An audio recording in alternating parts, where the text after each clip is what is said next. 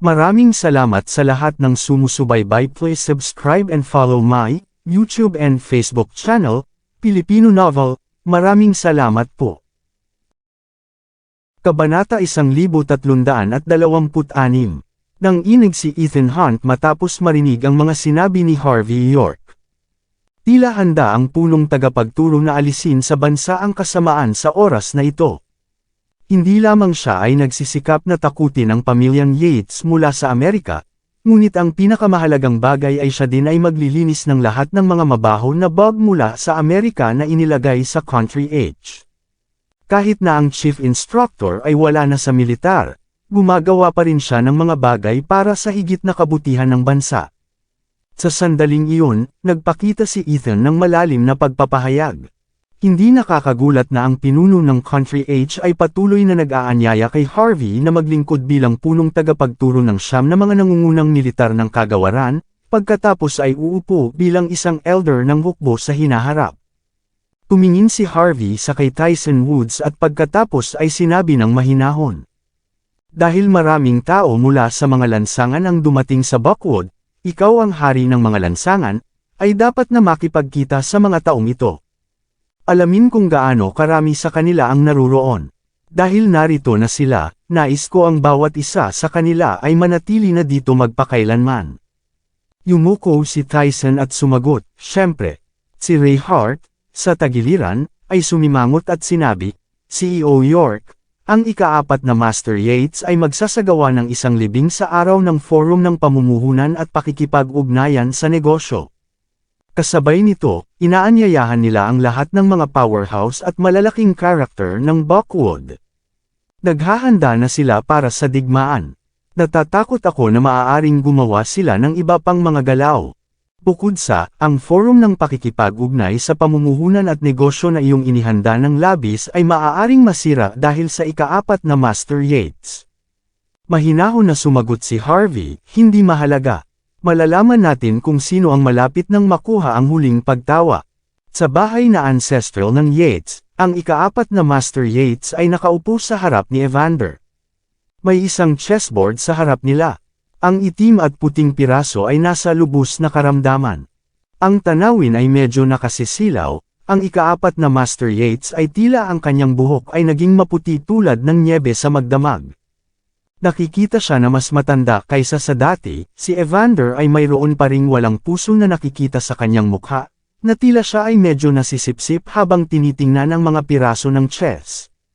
Pang-4 na Master, higit sa kalahati ng mga kamag-anak ng pamilyang Yates ang nagtipon sa country age. Ang 13 na opisyal ng gobyerno mula sa collateral na mga kamag-anak ay nakipag-usap na mismo kay Yoel Graham. Titiyakin nila na ang gobyerno ng Buckwood ay hindi makikilahok sa sitwasyon. Ang isa pang bagay, ang karamihan sa mga gangster ay nagtipon na. Halos 10,000 lalaki ang nandito. Kapag ang lahat ng mga ito ay nagtitipon, magkakaroon ng halos 15,000 mga tao dito sa kabuuan. Sa sandaling ito, ang taong nag-uulat ng lahat sa ika-4 na Master Yates ay walang iba kundi si Leighton Love. Ang pinagkakatiwalaang mga subordinate ng ika-4 na Master Yates na dinala niya mula sa Amerika ay inilalagay sa lahat ng dako sa sandaling ito. At sa pagkamatay ni Bradley, ang ika-4 na Master Yates ay walang ibang pagpipilian kaysa makakuha ng ibang tao na kapakipakinabang mula sa pamilyang Yates sa Buckwood upang sundan siya.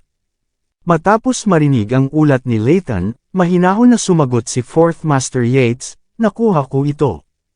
Maaari ka nang umalis. Ang kanyang tingin ay lumipat kay Evander, na nasa likuran niya sa ngayon. Evander, alam ko kung nasaan ka. Hindi ka tao. Namatay ka sa larangan ng digmaan. Ang battlefield ay iyong tahanan. Ang tanawin sa larangan ng digmaan ay ang iyong tunay na hitsura. Noong nakaraan, pinigilan ko ang iyong tunay na kalikasan.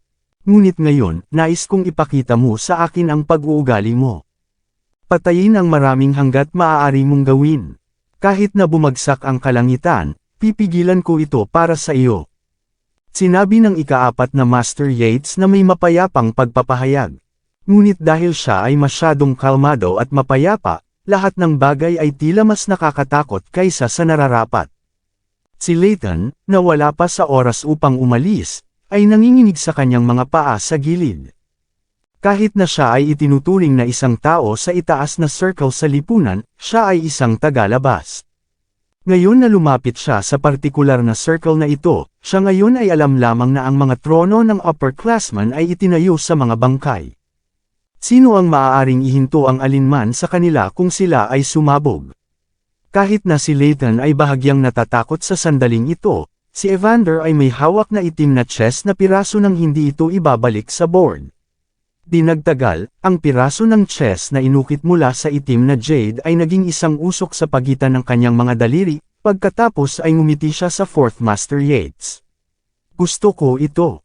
Matapos marinig ang mga salitang iyon, ang buong katawan ni Layton Love ay nanginginig kahit na mas mahirap. Ang mga ekspresyon ng duo ay tila walang pakialam. Walang anyo ng galit na ipinakita kahit ano. Ngunit malinaw niyang naramdaman na ang hangin ng kanyang paligid ay lalong lumalamig. Sa Sky Corporation, nagmamadali si Shane na iswel patungo sa kay Harvey York sa sandaling nakuha niya ang balita. CEO York, mayroong malaking problema. Ang ika-4 na Master Yates ay nabaliw. Hindi ko na kailangang sabihin sa iyo kung gaano siya katakot-takot. Ikaw ay may kakayahang at magkaroon ng isang walang kapantay na pagkakakilanlan sa iyong sarili. Ngunit ang ika-4 na Master Yates ay isang Amerikano. Wala siyang pakialam sa mga mamamayan ng bansa H. Kung siya ay nagagalit at nagsisimulang saktan ang mga inosente, kung ano ang mangyayari noon. Naturally, si Shane ay lubos na na-trauma ng ika-4 na Master Yates. Ngunit iniisip ang tungkol sa maraming pagkamatay ng mga naiswells, normal para sa kanya na kumilos ng ganoon. Si Harvey ay nagawa ng higit sa lahat ng mga bagay, ngunit sinadya na mayroong isa na hindi niya pinlano. Ngumiti siya at sinabi, Master Naiswell, ngayon na narito ka, mayroong isang bagay na nais kong gawin mo para sa akin. Magaling ka sa mga antigo, tama. Tingnan kung makakahanap ka ng isang anti-gang kabaong sa iyong shop, hanapan mo ako ng pinakamahusay. Tumungo sa libing pagdating ng araw. Huwag masyadong maaga, ngunit hindi rin huli. Ipakita ito sa ika-4 na Master Yates pagdating niya.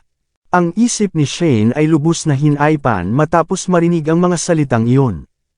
Pagkatapos ay tinanong niya habang nanginginig, CEO York, galit ka ba? Nagbibigay ka ba ng kabaong sa ika-4 na Master Yates? Siya ang pangunahing general sa puwersang militar ng Amerika.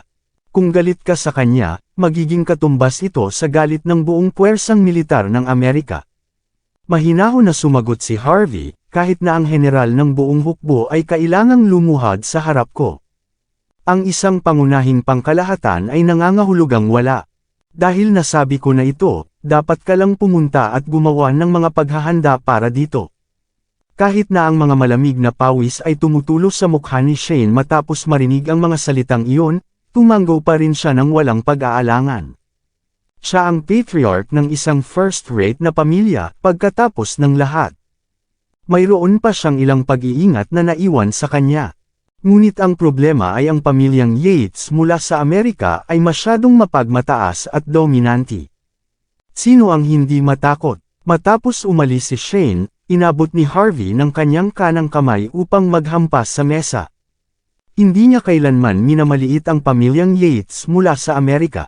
Ngunit hindi niya inakala na ang pamilya ay may 13 malaking karakter sa loob ng pamahalaan ng Country H mismo. Ayon sa mga kalkulasyon ni Harvey, ang kapangyarihan ng pamilya sa mga lansangan ay dulo lamang ng iceberg. Maaari pa nilang masira ang buong Cobra Squad mula sa Amerika para lamang makapasok sa bansa. Siyempre, maaaring magtago na ang mga tao sa bansa habang ang pagsabutahin nito ng matagal bago ito. Ang paggamit ng pagkakataon upang mapupuksa ang bansa ng kasamaan ay hindi isang masamang ideya. Matapos mag-isip tungkol sa sitwasyon sa isang maikling panahon, pagkatapos ay nagbigay si Harvey ng isang tawag sa telepono. Isang tono na puno ng oomph ay sumigaw mula sa kabilang panig ng telepono. Harvey, napakaraming taon na. Sa wakas ay tinawagan mo ako sa iyong sarili nang hindi nagpapadala ng isang tao upang bigyan ako ng isang salita. Ano, nagbago na ba ang iyong isip? Pupunta ka ba sa aking lugar? Kung may sino mang naruroon na nasa militar na marinig ang tinig sa sandaling ito, tiyak na makikilala nila ito. Ang tao sa kabilang panig ng telepono ay walang iba kundi ang isa sa 9 na mga matatanda ng bansa H, ang elder ng hukbo. Ngumiti si Harvey. Dapat nagbibiro ka. Nasa kalakasan ka pa ng iyong buhay. Sino ang may karapatang kumuha ng iyong lugar? Napabuntong hininga, hindi ko alam kung gaano katagal ang matandang katawan na ito ay maaaring hawakan ang posisyon na ito. Naghihintay lang ako sa iyong salita sa puntong ito.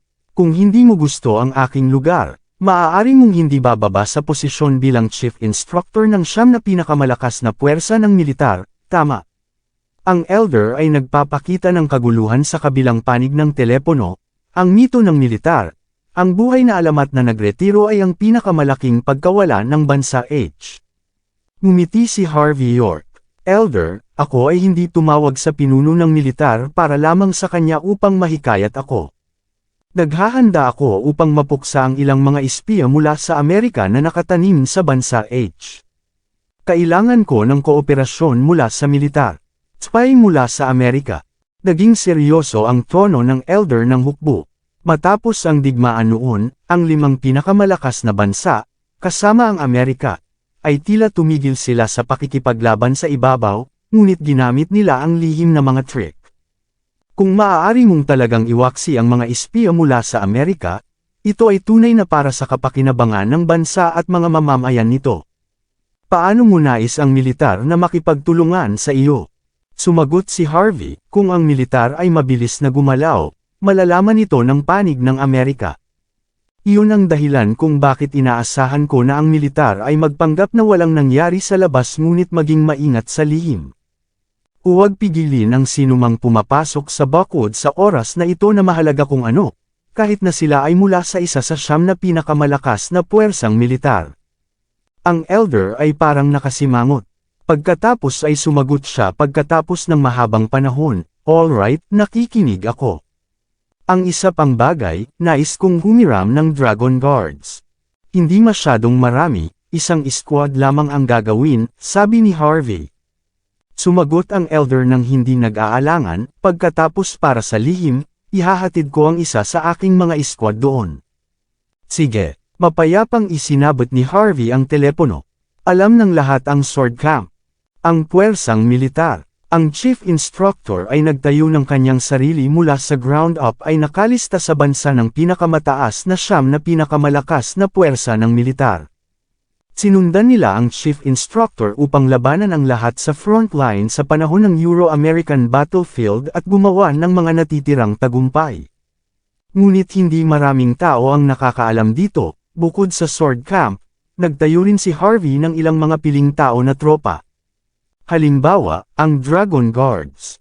Tulad ng iminumungkahi ng pangalan, ang misyon ng Dragon Guards ay protektahan ang elder ng hukbo kasama ang 9 na mga elder. Ang kasalukuyang batch ng Dragon Guards ay sinanay lalo na ni Harvey mismo. Ang anumang maliit na squad ay maaaring makipagkompetensya sa libu-libong sundalo. Ang paghiram sa mga Dragon Guards mula sa elder ng hukbo ay napatunayan na naisip ni Harvey na mataas ang kakayahan ni 4th Master Yates. Pagkatapos ay gumawa si Harvey ng isang tawag sa telepono kay Bellamy Blake sa lalong madaling panahon pagkatapos. Bellamy, narinig ko na dinala mo ang Sea Dragon Core sa iyo pagdating mo sa South Light. Walang punto para sa kanila na sanayin sa kanilang mga kampo tuwing isang araw. Sabihin sa kanila na ihanda ang kanilang sarili ngayon at maghintay para sa aking mga order. Makikipaglaban tayo. Mabilis na nagbigay ng order si Bellamy sa sandaling tapos na si Harvey sa kanyang tawag. Ang mga sundalo ng Sea Dragon Corps ay lubos na nagaganyak nang marinig nila na makikipagdigma sila kasama ang punong tagapagturo. Lahat sila ay nasa gilid ng luha. Hindi na sila makapaghintay. Ito ay masyadong bihirang isang pagkakataon upang lumapit sa isang alamat ng militar. Inaasahan ko na ang bawat isa sa inyo ay gumanap ng mabuti. Ang punong tagapagturo ay ang aking tagapagturo pabalik noong araw. Maaari siyang ituring na inyong patriarch. Inaasahan ko na hindi na kailangan ang chief instructor na kumilos kapag dumating ang oras. Kung hindi, magiging isang kahihiyan para sa Sea Dragon Corps. Naiintindihan ba iyon? Nagbigay si Bellamy ng isang seryosong pag-uusap sa Sea Dragon Corps, na puno ng kaguluhan. Kahit na siya na ang unang utos ng puwersa militar ng Southlight, siya ay sundalo pa rin para sa Chief Instructor. Naghintay siya ng matagal upang makapag-ekspedisyon kasama ang Chief Instructor. Mga kapatid, mayroon ka bang pananampalataya? Sir, oo sir. Maaari niyong gawin ito. Sir, oo sir. Ang Sea Dragon Corps ay nasiyahan. Kahit na hindi sila kasing lakas ng siyam na pinakamalakas na puwersa ng militar sa Country H, mayroon pa rin silang sariling pagmamataas kahit na hindi nila maihambing sa sword camp, dahil sila ay makikipagdigma, tiyak na makikita nila ang lahat ng mga hadlang. Tiyak na hindi sila mapanghusga. Ang lahat ng mga sundalo ng Sea Dragon Corps ay nagtipon.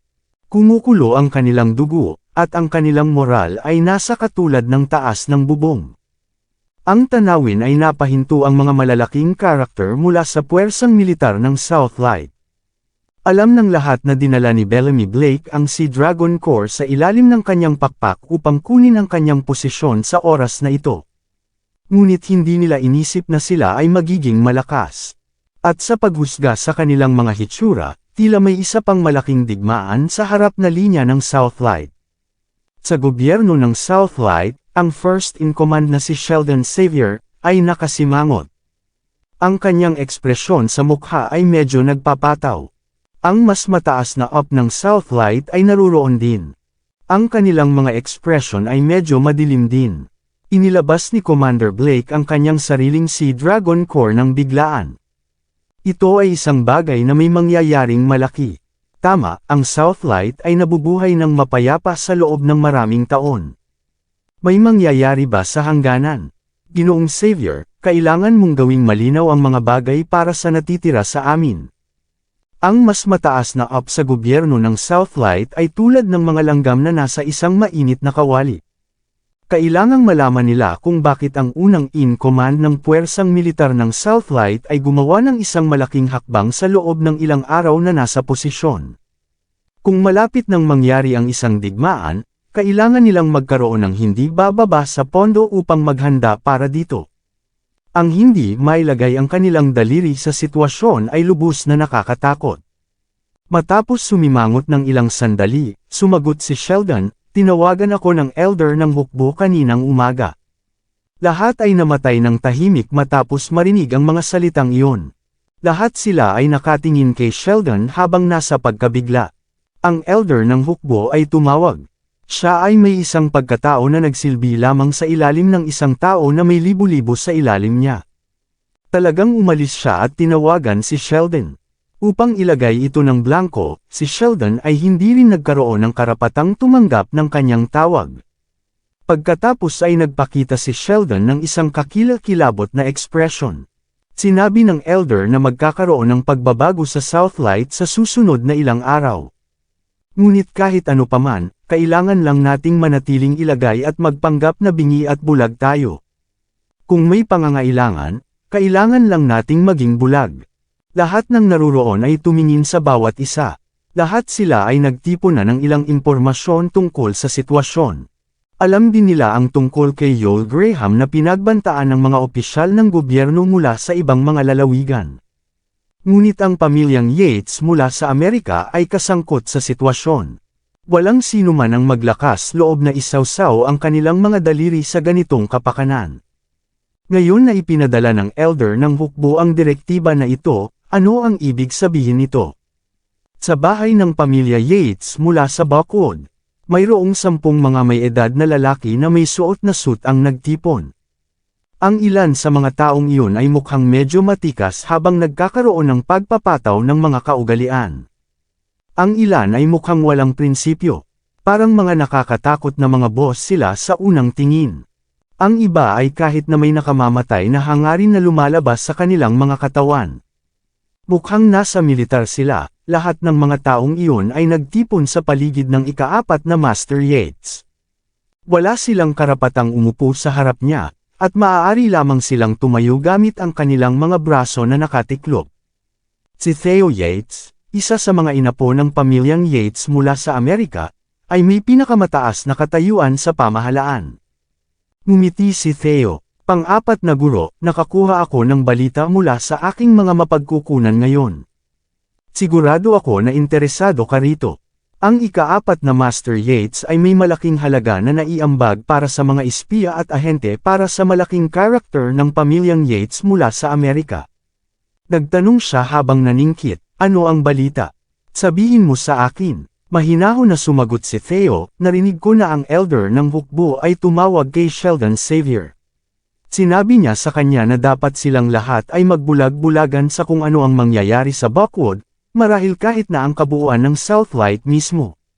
Hindi pinapayagan ng gobyerno na makisali sa anumang mangyayari sa susunod na ilang araw. Kabanata 1330. Ang ika-4 na Master Yates ay nagyelo ng bahagya matapos marinig ang mga salitang iyon, pagkatapos ay tinanong, ano ang ibig sabihin ng elder? Bakit niya sila bibigyan ng ganoong order? Ngumiti si Theo. Pinabati kita, ika-4 na guro. Ang ilan sa atin sa gobyerno ay nakakuha ng isang conclusion matapos suriin ang balita na nakuha namin. Ang mga pangyayari sa buong mundo ay medyo hindi pangkaraniwan ngayon. Ang mga mas mataas na up ay hindi nais na sumalungat sa Amerika dahil dito. Iyon ang dahilan kung bakit handa silang magbulag-bulagan sa lahat ng ating ginagawa. Pinapayagan nila tayong gawin ang anumang nais natin. Isang malabong ngiti na may isang tinge ng kabaliwan na tumagas sa kanyang mukha. Pagkatapos ay umabot siya at kumatok sa kanyang likuran. Tila tulad ng gobyerno ng Buckwood at Southlight ay hindi rin nais na protektahan si Harvey York at ang Sky Corporation sa oras na ito. Dahil iyon ang kaso, magpapatuloy tayo ayon sa plano. Hindi nila maintindihan. Ang lahat ng mga malalaking karakter ng pamilya Yates ay mabilis na yumuko. Ikalat ang aking order. Ang bawat powerhouse at kinatawan ng malalaking pamilya sa Buckwood ay dapat pumunta sa suburb ng sementeryo ng Buckwood upang dumalo sa libing. At nais ko na ang bawat solong mas mataas mula sa Sky Corporation na magpakita. Nais kong lumuhad sila habang may hawak na kabaong at magsisi ng 7 buong gabi. Kung sino man ang hindi darating, papatayin sila. Ito ang utos ng ika-4 na Master Yates. Dinagtagal, kumalat ang balita, ang bawat itaas na circle sa lipunan ng Buckwood ay lubos na nagulat. Ang ilan ay nakakuha ng balita sa pamamagitan ng kanilang mga mapagkukunan.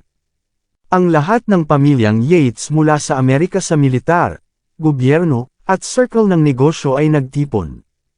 Handa silang mapuksa ang Sky Corporation at si Harvey sa oras na ito. Ang kabuuan ng Buckwood ay bahagyang natakot matapos marinig ang balita. Ang mga tao mula sa Sky Corporation ay walang gana na magtrabaho sa sandaling ito. Lahat sila ay nagpapakita ng mga mukha ng pagkabalisa. Natatakot na sila ay kasangkot kahit papaano.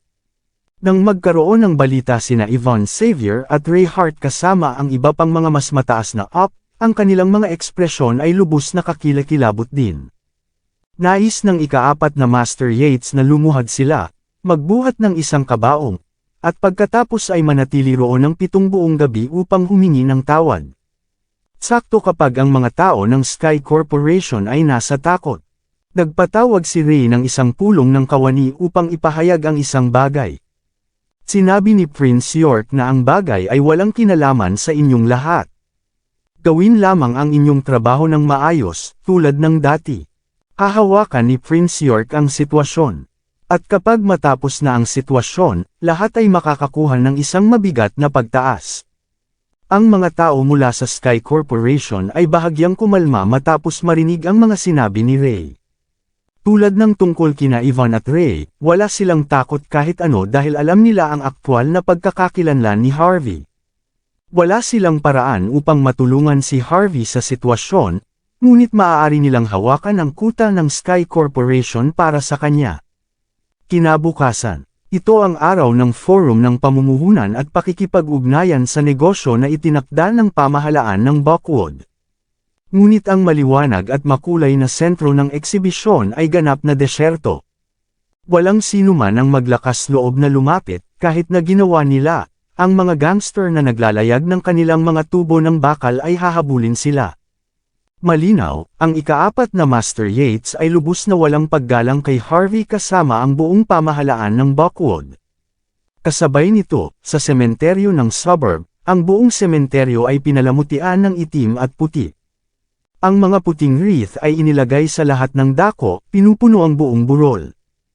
Ang libing ay mas kahanga-hanga kaysa sa forum ng pakikipag-ugnay sa pamumuhunan at negosyo. Ang panahon ay madilim, at ito ay lubos na mamasa-masa sa lahat ng dako. Mabigat at lubos na nalulumbay ang hangin, ang morning hall ay itinayo ng magdamag. May isang tao na nakasuot ng balabal sa sandaling ito na may isang ekspresyon na malamig na parang yelo. Ang kanyang puting buhok ay sumasayaw sa hangin. Parang may edad na siya, ngunit ang kanyang tingin ay katangi-tangi. Ang puwersang militar ng tanging pangunahing general ng Amerika ay malapit nang ibigay ang lahat ng nakuha niya.